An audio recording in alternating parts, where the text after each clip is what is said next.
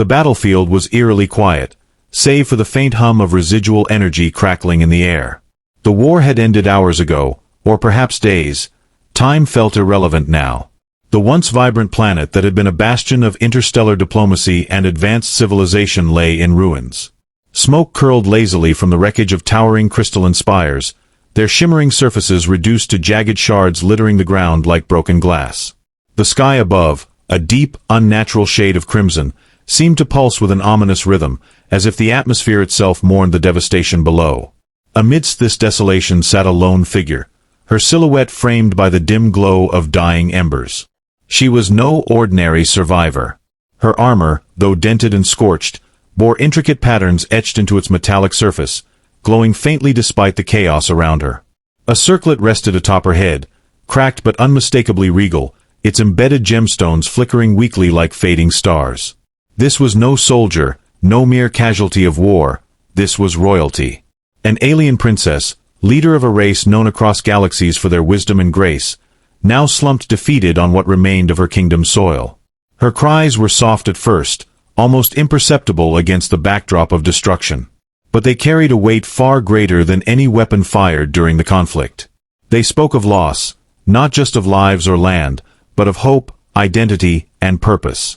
Each sob shook her frail frame, echoing through the empty expanse where once there had been bustling cities and thriving ecosystems. Yet, none came to comfort her. Not the remnants of her people, who had either fled or perished. Not the enemy forces, who had already claimed victory and departed, leaving behind only silence. And certainly not the universe, which seemed indifferent to her plight.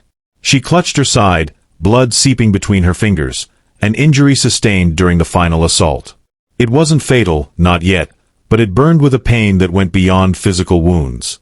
Every breath felt like betrayal, every heartbeat a reminder of how utterly alone she was. She called out softly, her voice trembling, hoping someone, anyone, might hear her anguish.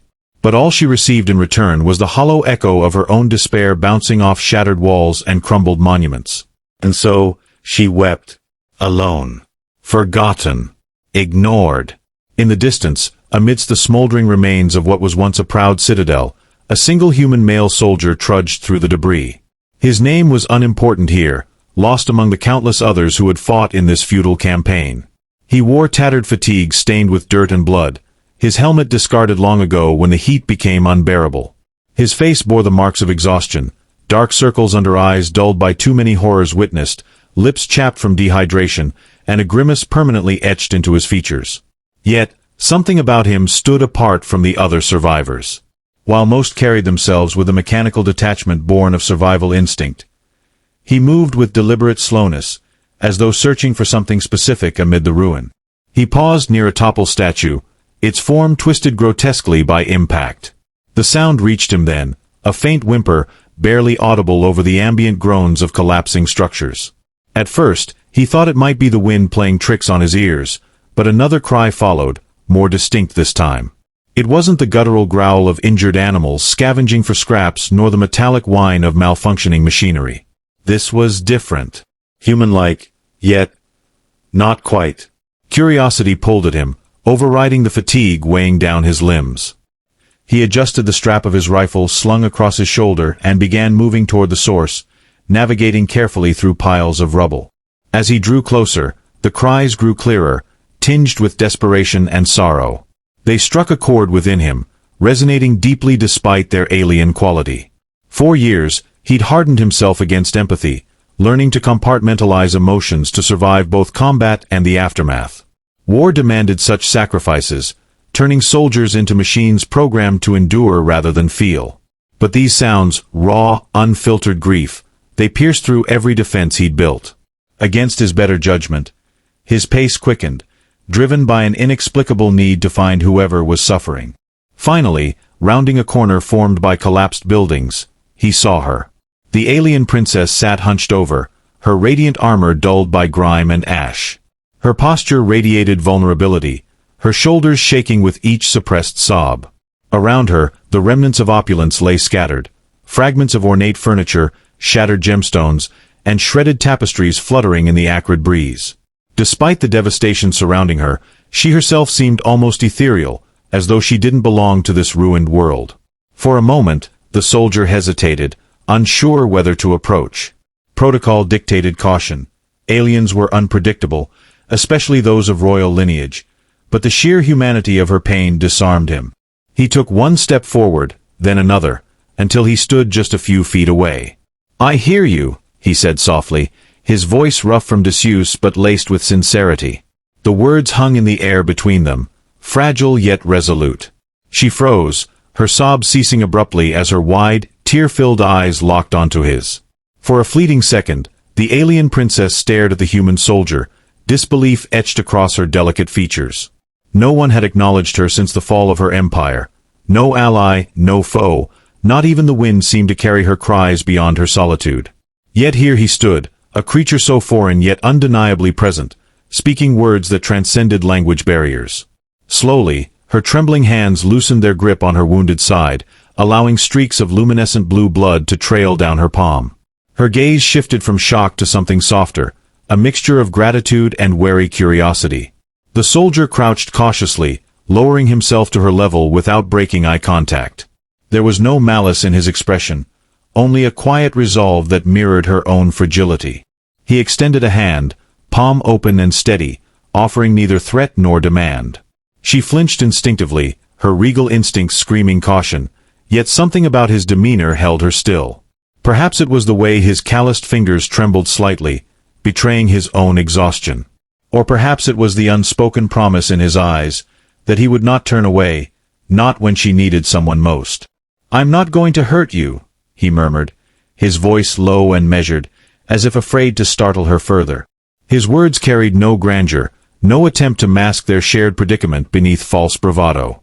They were simple, honest, and achingly human.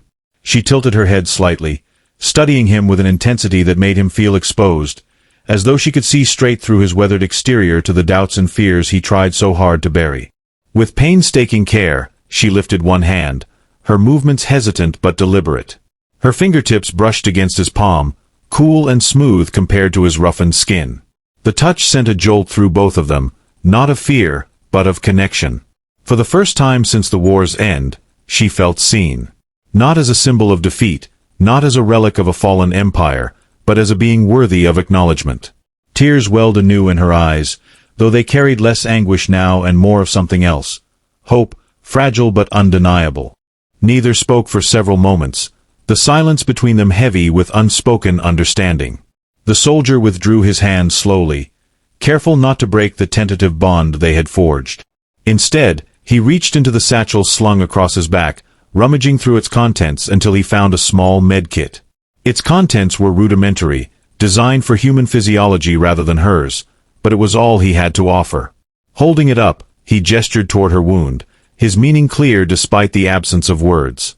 She regarded the kit with a mixture of skepticism and gratitude before nodding faintly, granting him permission to proceed. As he worked, dabbing at her injury with antiseptic wipes and applying makeshift bandages, she watched him intently. His hands moved with practiced efficiency, though they lacked the finesse of a medic. Still, his efforts communicated something deeper, a willingness to help, even when there was nothing to gain. Her breathing steadied as the immediate sting of her wound subsided, replaced by a dull ache that mirrored the weight pressing on her heart. When he finished, she placed her hand over his briefly, a gesture of thanks that transcended cultural divides. "You shouldn't be here," she whispered finally, her voice melodic yet strained, as though unused to forming words after hours of silence. Her tone carried no accusation, only resignation.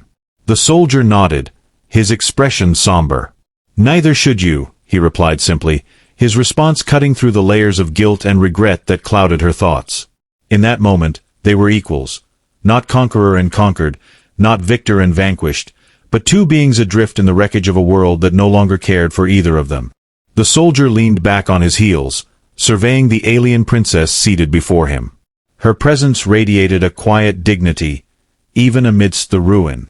Her armor, battered and marred, hinted at the battle she had endured, while the intricate designs etched into its surface suggested a civilization rich in artistry and culture. He couldn't help but wonder what kind of world she had ruled, a place where beauty and intellect flourished, now reduced to ashes.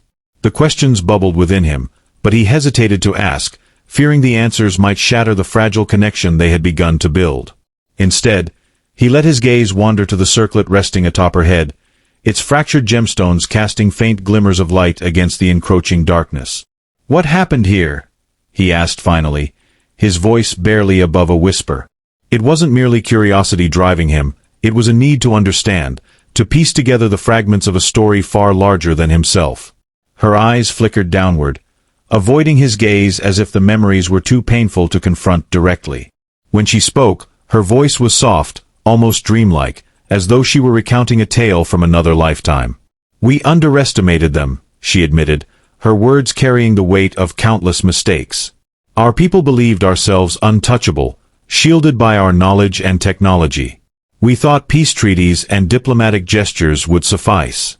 But they—" She paused, swallowing hard, her throat constricting around the unspeakable truth. "They wanted more than alliances. They wanted dominance." The soldier listened intently, his jaw tightening as her narrative unfolded. He had seen enough wars to know how quickly ideals could crumble under the weight of greed and ambition. Yet there was something uniquely tragic about this conflict, the annihilation of an entire civilization, not for resources or territory, but for the sheer assertion of power. He glanced around at the devastation surrounding them, imagining what it must have been like before the invasion. Gleaming cities alive with music and laughter, skies filled with ships darting between planets, libraries brimming with centuries of accumulated wisdom. All gone in an instant, erased by the brutality of conquest. "And your people?" he prompted gently, sensing the hesitation in her voice. "Where are they now?" Her hands clenched into fists, knuckles whitening as she fought to maintain composure. "Scattered," she replied bitterly. "Some fled to distant systems, seeking refuge among strangers. Others stayed to fight, only to perish in vain. And some—" Her voice broke, tears welling anew as she struggled to continue. "Some surrendered, believing mercy would follow. But there was no mercy." She looked up at him then, her gaze piercing despite the sorrow clouding her features. "Do you know what it is like to watch everything you love burn? To hear the screams of your people echo in your mind long after the fires have died?" The question hung in the air, heavy and unanswerable. He shook his head slowly, unable to meet her eyes. He had witnessed horrors, yes, but nothing on this scale. Nothing so absolute. His own losses paled in comparison to the magnitude of hers, and yet he felt the burden of her grief settling over him like a second skin. "I can't imagine," he admitted quietly. "But I'm sorry. For all of it." Her lips parted as if to respond, but no words came. Instead, she reached out tentatively, her fingers brushing against his arm. The touch was fleeting, almost imperceptible, yet it conveyed more than any apology ever could. Gratitude, understanding, shared pain. In that moment, the gulf between their species narrowed, bridged by the universal language of suffering. The soldier lowered his gaze, studying the ground beneath them. Pieces of shattered crystal littered the earth, reflecting distorted images of the crimson sky above. He picked up one fragment absently, turning it over in his hand as if searching for answers hidden within its fractured surface. "Why did no one come for you?" he asked suddenly, his voice tinged with frustration. "Even after everything, you're their leader, aren't you? Shouldn't they have protected you?" Her laughter was sharp and bitter, cutting through the oppressive silence like a blade. "Protected me?" she echoed, her tone dripping with irony. "You think my title means anything now? I am a symbol of failure, a relic of a time when we believed ourselves invincible. My people look to me not with reverence, but with blame. They see my crown and remember only the promises I could not keep." She gestured vaguely to the ruins around them, her movements jerky and uncoordinated. "This was my responsibility, to safeguard our future, to ensure our survival. And I failed." He frowned, shaking his head vehemently. "No one could have stopped this," he insisted, his voice rising despite himself. "Not alone. Not even someone like you." He gestured toward her circlet, then to the remnants of her armor. "Whatever you were before, all that power, all that influence, it doesn't matter anymore. What matters is what you do next." Survivors don't get the luxury of dwelling on the past. Her expression softened slightly, though skepticism lingered in her eyes. And what would you know of survival? She challenged, her tone quieter but no less pointed. You are human, fleeting and fragile. Your wars may devastate, but they do not destroy entire worlds. Tell me, soldier, how does one rebuild when there is nothing left to salvage? He opened his mouth to respond, only to close it again. The truth was, he didn't know. How could he possibly fathom the enormity of her loss? His own experiences of war seemed trivial in comparison, mere skirmishes fought over ideologies and borders. Yet, staring into her tear-streaked face, he realized that perhaps the answer lay not in grand solutions but in small acts of defiance. Acts like staying beside her when everyone else had walked away. Like listening when no one else cared to hear. I don't know, he admitted finally, his voice raw with honesty. But maybe you don't have to figure it out alone. The alien princess blinked, taken aback by the sincerity in his words. For a moment, she allowed herself to entertain the possibility that perhaps survival wasn't solely about reclaiming what had been lost, but about finding new ways to endure. New reasons to keep breathing. And maybe, just maybe, this unlikely human standing before her could help her take that first step. The soldier's gaze drifted upward, scanning the horizon where the crimson sky met the jagged silhouettes of demolished towers. Shadows lengthened as the strange sun dipped lower, casting an eerie glow over the wasteland. He knew time was slipping away, his own comrades would soon realize he was missing, and search parties would fan out across the ruins. Staying here, aiding her, meant risking capture or worse. Yet the thought of leaving her alone gnawed at him, a visceral discomfort that refused to be ignored. You should go, she said suddenly, her voice barely audible over the distant groan of collapsing structures. Her eyes avoided his, fixed instead on the glowing shard of crystal still clutched loosely in his hand. Your people will come for you. They won't understand why you stayed. He frowned, irritation flaring beneath his exhaustion. And yours wouldn't either, he shot back, sharper than intended. If they saw you helping me, would they call it weakness? Treason.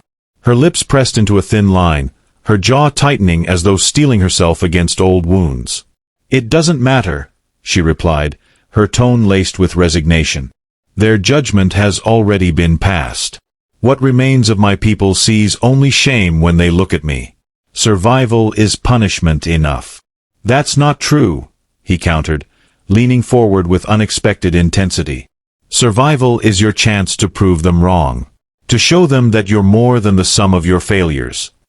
His words hung in the air, raw and unpolished, yet imbued with conviction. For a moment, she stared at him, her expression unreadable. Then, slowly, she shook her head. You speak of chances, but what chance do I truly have? She asked, her voice wavering between bitterness and despair. My fleet is destroyed, my allies scattered or dead. Even if I could rally survivors, how could we stand against those who brought us to our knees? She gestured toward the horizon, where faint streaks of light marked the departure of enemy vessels. They took everything. Their victory was total. Not everything, he murmured, his tone softer now. Reaching out, he placed a hand over hers, his calloused palm dwarfing her slender fingers. They didn't take you. As long as you're alive, there's still hope. Hope. The word reverberated between them, fragile yet potent. She blinked rapidly, as if trying to dispel the notion before it could take root. Hope, she repeated hollowly, pulling her hand free. What good is hope when faced with such overwhelming odds? Hope cannot rebuild cities or resurrect the dead. It cannot undo what has been done. No, he conceded, his voice steady despite the weight of her argument. But it can keep you moving forward. One step at a time. One decision at a time. He gestured toward the medkit lying discarded beside them, its contents hastily repacked after treating her wound. When I found you, you weren't thinking about tomorrow. You were just trying to make it through the next breath. That's all anyone asks of you. Just keep breathing, keep fighting. Everything else comes later. She fell silent, her gaze dropping to the ground. The soldier watched her closely, noting the subtle shift in her posture, a slight straightening of her spine, a firmer set to her jaw. Whatever doubts plagued her, whatever fears whispered in her ear, she wasn't ready to surrender entirely. Not yet. A sudden gust of wind swept through the ruins, carrying with it the acrid scent of burning metal and charred vegetation. Somewhere in the distance, the faint sound of voices reached them, human voices, shouting orders and coordinates. The soldier tensed, recognizing the cadence of his unit's communication devices. They were getting closer. "They're coming for you," she said quietly, her voice devoid of accusation but heavy with inevitability. "You should leave before they find us." He hesitated, torn between duty and instinct. Leaving meant safety, familiarity, the promise of returning to a world where he understood the rules. Staying meant uncertainty, danger, and the daunting prospect of forging a path alongside someone whose very existence defied everything he had ever known. Yet, as he looked at her, her regal bearing diminished but not extinguished, her luminous eyes reflecting both pain and resilience, he realized that walking away wasn't an option. "Not this time." "I'll stay," he said firmly, meeting her gaze with unwavering resolve. "At least until you're safe. Until we figure out what happens next." Her breath hitched, surprise flickering across her face. "Why?" she asked, her voice barely above a whisper. "Why risk yourself for someone like me?" "Because someone has to," he replied simply. "Because ignoring your cries didn't sit right with me.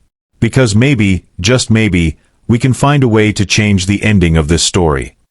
Her eyes glistened with unshed tears, though whether they stemmed from gratitude or disbelief, he couldn't tell. Before she could respond, the voices grew louder, accompanied by the crunch of boots on shattered stone. The soldier rose swiftly, positioning himself between her and the approaching figures. His rifle remained slung across his back, but his stance was defensive, protective. "They won't harm you," he promised, glancing over his shoulder. "Not while I'm here." Her hand reached out, brushing his arm lightly. "Be careful," she cautioned, her voice tinged with worry. "They won't understand." He offered a grim smile, his grip tightening on the weapon strapped to his side. "Then I'll make them." As the first shadows of his comrades appeared on the edge of the ruined plaza, the soldier stepped forward, raising his hands in a gesture of surrender. His heart pounded in his chest, each beat underscoring the gravity of his choice. Behind him, the alien princess remained seated, her posture regal despite the chaos closing in. Whatever came next, they would face it together, even if the odds were stacked impossibly high. The soldier's hands remained raised as the first wave of his unit emerged from the haze of smoke and dust, their silhouettes sharp against the crimson sky. Their weapons were drawn, barrels sweeping the area with clinical precision.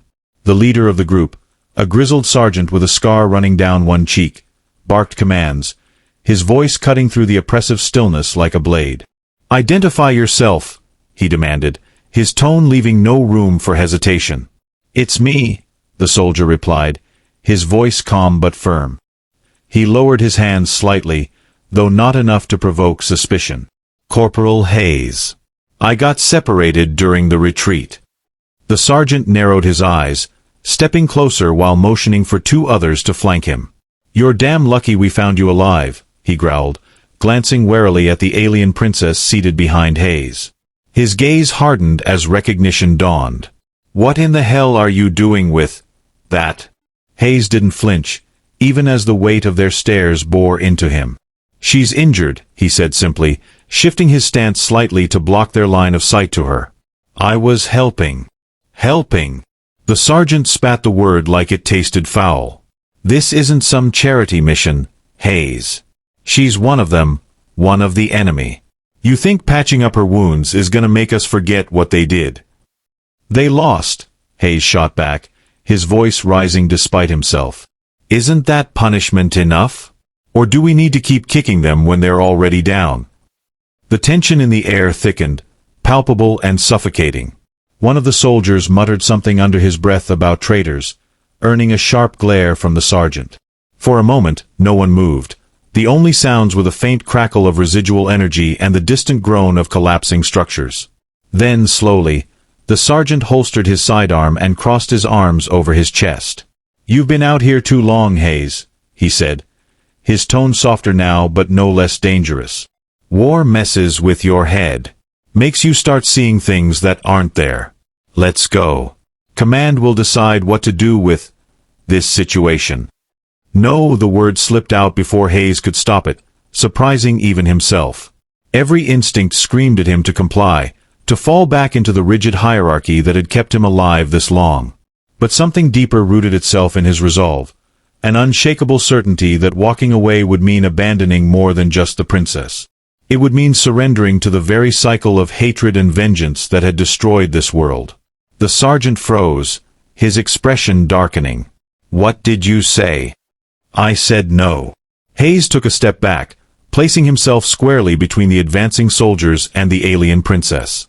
His rifle remained on his shoulder, untouched, but his hand hovered near its strap. "I'm not leaving her." For a heartbeat, silence reigned. Then chaos erupted. "Stand down, Hayes," the sergeant barked, drawing his weapon again. Two other soldiers followed suit, their rifles trained on him. Behind them, the rest of the unit spread out, forming a loose semicircle around the trio. Hayes didn't move, though his pulse thundered in his ears. He glanced over his shoulder briefly, meeting the princess's gaze. Her eyes were wide with alarm, but beneath the fear, he saw trust, a quiet faith that he wouldn't let her down. "Don't be stupid," the sergeant growled, taking another cautious step forward. "You're outnumbered, outgunned. This doesn't have to end badly." "It already has," Hayes countered, his voice steady despite the adrenaline coursing through him.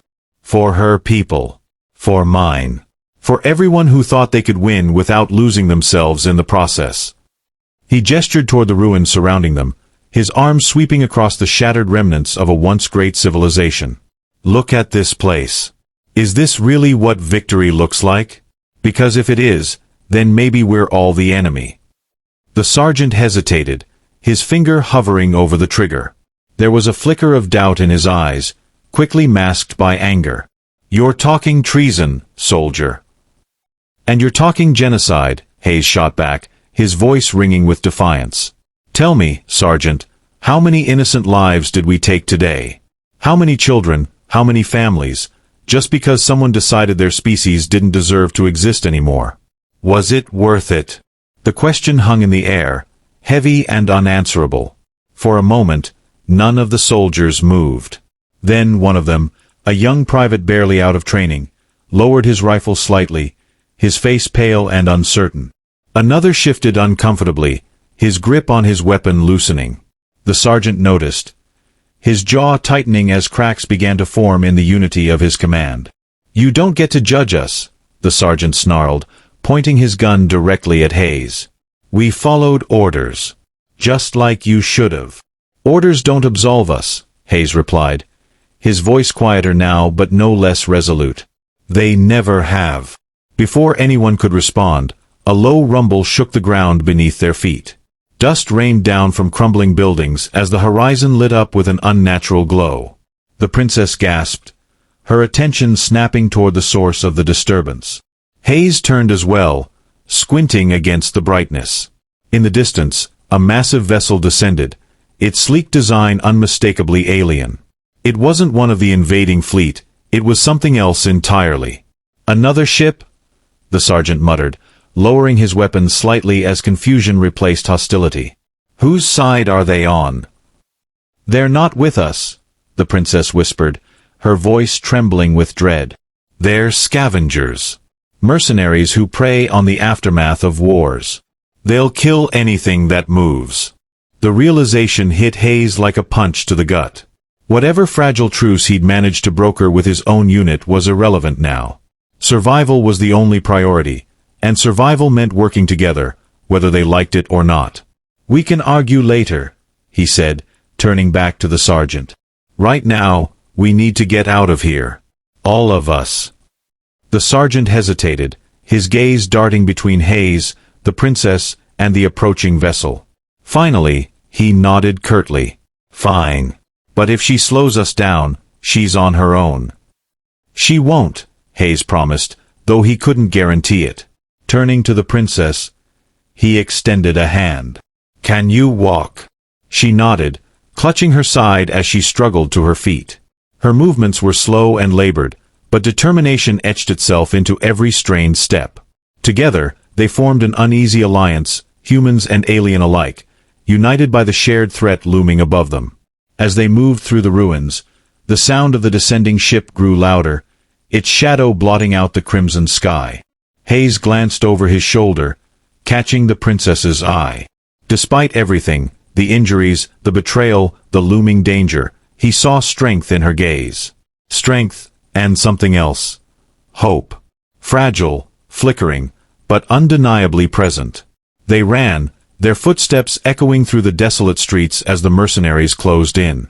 Behind them, the ship unleashed a barrage of fire, reducing what little remained of the city to ash. Hayes tightened his grip on his rifle, knowing full well that escape might be impossible. But as long as they kept moving, as long as they refused to give up, there was still a chance. A slim one, perhaps, but enough to cling to. Enough to fight for.